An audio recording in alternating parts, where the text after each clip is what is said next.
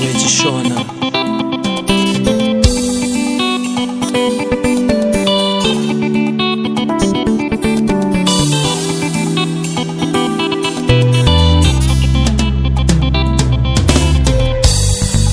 uri wangu wejishona kundipa rudo iwe wagona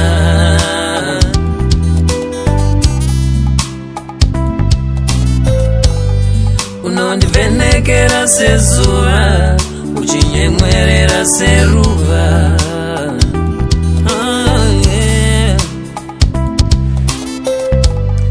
kubva maziso pakatarisana moyo yedu ikawirirana mupfungwa ndichagadzikana asi shungu dzemoyo wangu dzanditi ndipe chimboiwe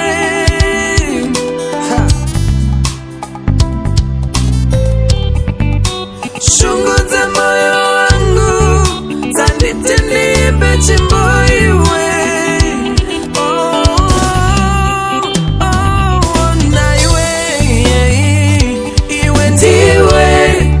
wangu wandakapiwa na Mwariwe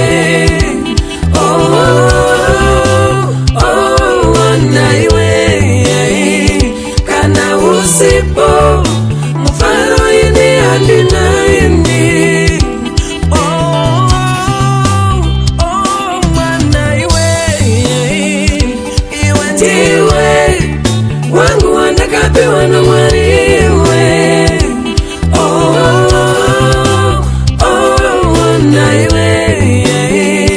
kana usipo mfano ini andinaini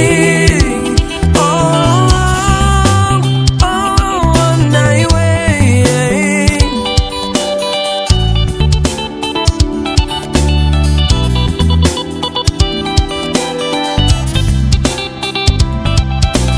inzwa ndikutaurire swedera pedyo ndiwo zandishainire rudo rwechokwadi uyandipakure pakure uyandikubabure rudo vaviri wechitatu saterere vakakushedza munzira vadadire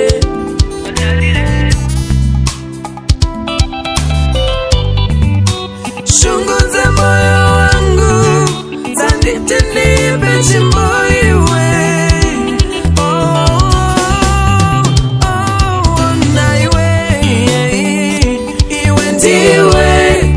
wangu wandakapiwa na Mwariwe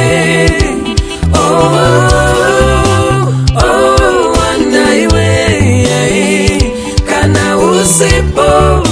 mfano ini andinaini naiwe iwe ndiwe wangu wandakapiwa na Mwariwe